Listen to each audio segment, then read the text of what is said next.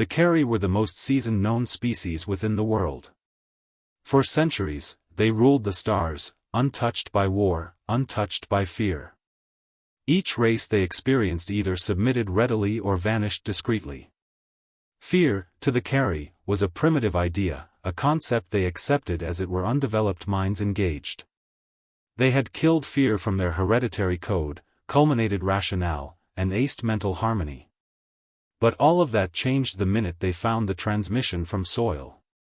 It was a basic, distorted flag, antiquated by their measures, but it carried something profoundly exasperating: chuckling. Human laughter, a raw, wild, twisted. It wasn't the kind of giggling they'd come to get it from other tranquil species. It was bent bliss at chaos, the kind that reverberated amid minutes of devastation or torment. They replayed the clip 1,000 times in their incredible lobbies, debating its meaning, analyzing its tone, recurrence, and the slight foundation clamors. No other species chuckled like that, no other species delighted in fear. The Carry-chosen soil had to be watched. They sent a scout transport, cloaked and quiet, circling fair exterior the moon's shadow. What they found exasperates indeed their most emotionless investigators. Humankind wasn't a race of peace, it was a race that had developed through torment. They flourished in strife, advanced through war, and, most exceedingly bad of all, they had survived termination numerous times and kept grinning through it. The Carry appointment observed verifiable reports of mushroom clouds eating up cities, trenches filled with mud and blood, people clawing through catastrophe after catastrophe, regularly turning on each other fair to outlive. One Carry researcher inquired, "Why do they keep going?" The reply startled them, since people didn't require a reason. They were chaos wrapped in substance, rationale buried under layers of crude feeling and sheer determination. And after that the Carry made their moment mistakea, they started contact. A formal broadcast was sent to the pioneers of soil, advertising a conciliatory organization together cloaked with unpretentious notices, a test of compliance masked as goodwill. But soil didn't react the way the Carry anticipated. The message was catching by a civilian programmer who spilled it online. Humankind didn't respond with fear, they responded with memes, joke, chuckling once more. The message was dismembered and turned into jokes.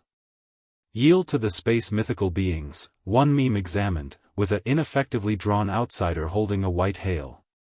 Another included a Carry transport photoshopped into a fast food symbol. The Carry froze, their progressed minds couldn't comprehend this response. Strategy had continuously brought accommodation. They increased their endeavors, sending ships closer, conveying stealth rambles over major cities, attempting to get at this unstable species. Sometime recently war got to be unavoidable. But people noticed it not through satellites or radars, but through instinct. Troopers started to report sightings, civilians transferred hazy photographs and temperamental recordings of peculiar triangles within the sky. The web buzzed with speculations, and some place profound in a mountain, a gather of people in dark suits took intrigued. Extend Thaneuse, long torpid, was reactivated. Carry rambles were chased one by one, they were shot down, dismembered, and reverse-engineered. And when the Carry at long last realized what was happening, it was as well late. The fear they never accepted and had as of now begun to blossom. Their ships, imperceptible for centuries, started vanishing without a follow. The tall masterminds of Kalar assembled for the primary crisis assembly in over 10,000 cycles. The subject was unimaginable, the human risk. They needed to empty their perception stations, but something had as of now gotten interior. One by one, their mind-link frameworks fizzled. The final transmission from an station circling damages sent just 2 words in froze double, "They're laughing." And after that quiet. The Carry, for the primary time in their existence, didn't know what to do. They had considered fear like a hypothetical concept, but presently, within the confront of something they couldn't foresee, couldn't control, couldn't indeed get it, they felt it, genuine, crude, paralyzing fear. The Carry tall scholars, once quiet in their unceasing calm, presently whispered with a tremor in their synthetic voices.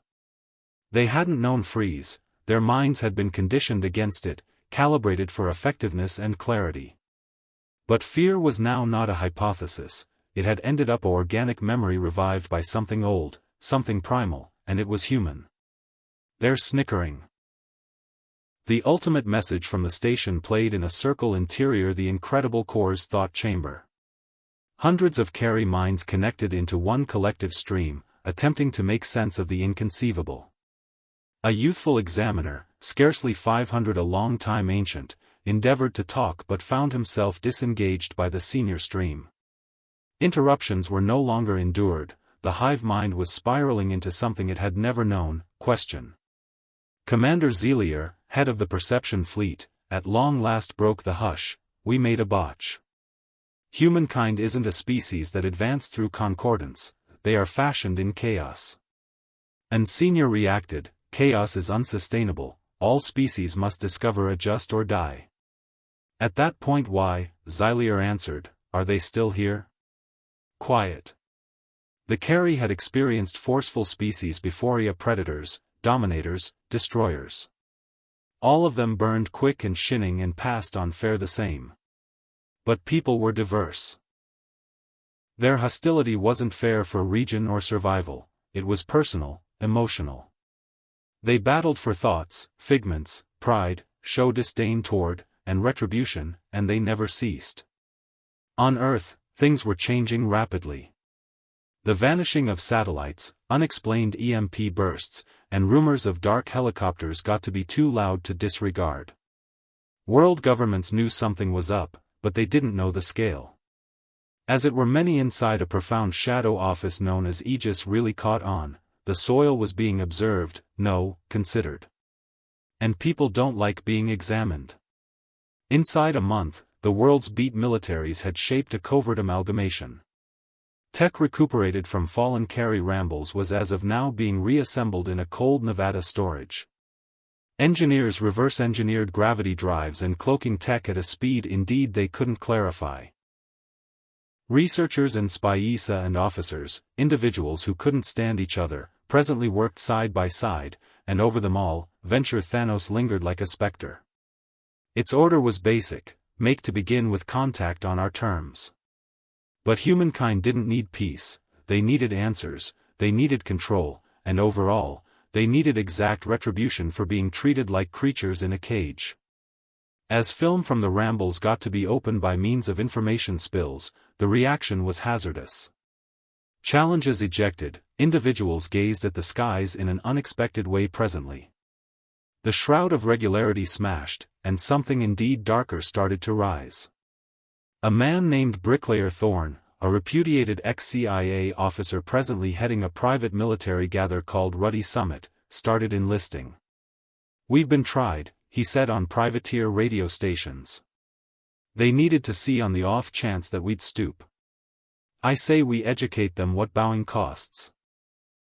Mason's broadcast spread like fierce blaze,